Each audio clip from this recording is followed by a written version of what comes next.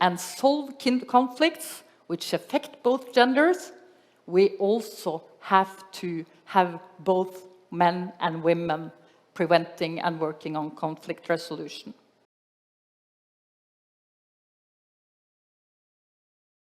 Less sexual abuse and such things, where we see a bigger portion, both within the forces, but also in the local societies where we work. And finally, an improved reputation of United Nations, probably linked to the two other ones. And I have many practical examples myself, also practical examples why we need women. Your Excellencies, ladies and gentlemen. But I would say, first of all, the women piece. It's such a great honor and inspiration to be here today. I've already inspired myself after listening to His Excellencies Ban Ki-moon and the rest of the speakers this morning. And even after 36 years in service, we need to be empowered, we need to be inspired. And for that reason, I'm very excited to be invited here. But I hope I also can share some of my experiences. I have 3 key messages for this session. And before I take them, I'm so proud to bring my UN beret. I came back from UN service a couple of months ago, but this is important for me, and I'll tell you why. But the 3 key messages of my short speech today is, first of all, women, peace and security and gender is not first of all about equality.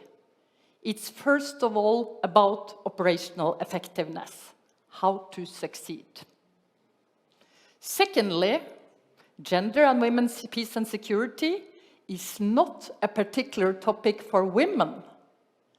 It is a topic that has to be dealt with both men and women. And for that reason, I'm so inspired with the first speakers and to see that we also have many men in this audience today. And the third part, women must support each other. We have to accept that we need to be empowered, we need to support each other. So, a little bit about myself. Military career is not a natural choice, and it was not for women in my country either, even if we are a pretty egalitarian society. I was planning to be a doctor, but I was very fond of outdoor life, of sport. I liked school, both the academic part, but also the practical part. And most important, I think, I had an older brother who wanted to join the military. And I was competitive, and I thought a couple of years in an officer candidate school will be a good start of my career, for my CV, for my experience, and then I can start studying medicine. I joined, I really enjoyed what we were doing, and I'm still in uniform after 36 years. So, what about UN? And I have a long military career. I'm an infantry officer. I've served home and abroad. I've served in Lebanon twice, in Afghanistan. I've been in Bosnia, Cyprus the last few years, but also many operations back home. So, such a great career with such a variety and such an amount of meetings, but first of all, a meaningful job, serving for my country, serving for peace. But UN operations, that might not be the most natural thing. And it was, when I started in Lebanon, UNIFIL, in 1994, that was not a boost for your career to do UN operations. That has changed in Norway. Now it's very much appreciated. But I think I honestly mainly joined for adventure. I wanted to see the world, I wanted to go to Lebanon, I wanted the experience of an operation. Throughout my career, I've seen so much conflict zones, wars, and I've studied it, and I met people. So when I have been serving in Afghanistan, Bosnia, Balkans, and lately Cyprus, it's more than adventure. This is, for me, vital. Peacekeeping operations makes a difference. We've seen that, we've studied that. And to contribute to that means a lot to me. And for that reason, I said I'm proud and honored to wear my blue beret. And I now, as very soon second in command in the Norwegian defense, I will also make sure that duty for UN is good for your CV, for your further career, which is this in Norway now.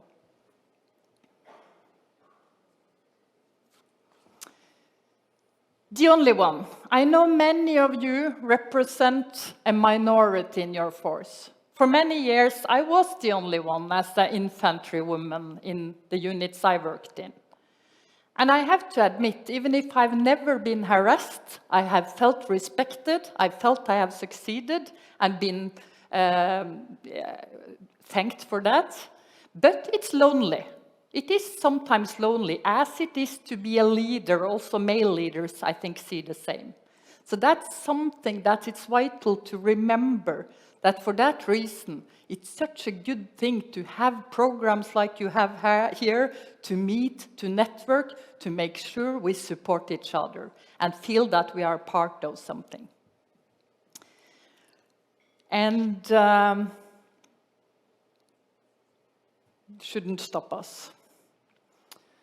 Many women quit early because they don't think it's possible to combine family and career. I have been fortunate. I have 2 children, now grown-up students, twins, one boy and a girl. I think they do well, so it proves that it was possible in our case. I have to say it's important to choose the right husband who is supportive. And I'm also lucky to have a society around supporting. But I'm thinking about it often as a senior leader, that I have to make sure that we have flexible career, both for men and women, that makes it possible to make a career also with family and with children. And it is possible if we really want to. The hardest part with the family, I have spent lots of time away from my family. Exercises, deployments, and so hard work over many years. And I think the hardest thing was when I left for Afghanistan. I had 2 11-year children. Then they are at the age where they really understand. And we had lost 5 soldiers in Afghanistan just before I left. So they saw the headlines and the pictures in the media.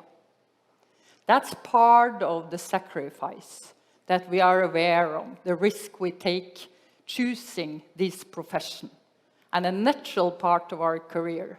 But what also, talking about being a woman in such a situation, my neighbors asked me, can you really leave your children? And that's a tough question to get, because my husband, who has also deployed and served several times abroad, he never gets such questions. He gets questions, do you need support? Should we cook you a meal? Should we take the children after school or childcare? So think about that when we address women, that it is hard to be challenged on if you do the right. Maybe my children were well taken care of. I did this for my unit, for my country, and for peace. The war in Ukraine is a terrible reminder about what we just have heard about and focused on.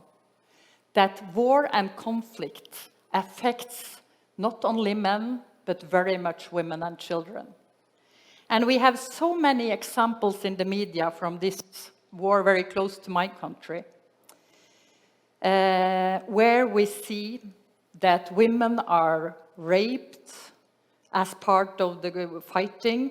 We see how buildings like hospitals, nurseries, children's schools, and so on also are impacted.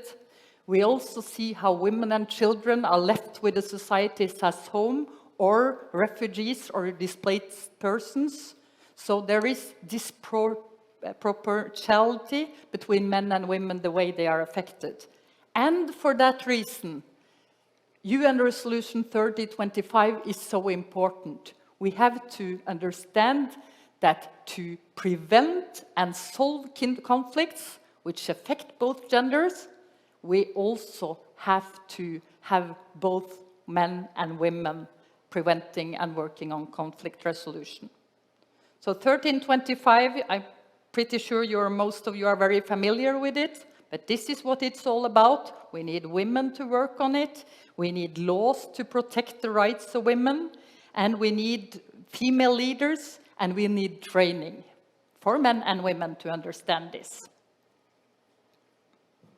And why is women important? Yeah, I've mentioned part of it, but I have to comment on 3 areas where UN research show us that a bigger share of women make a difference.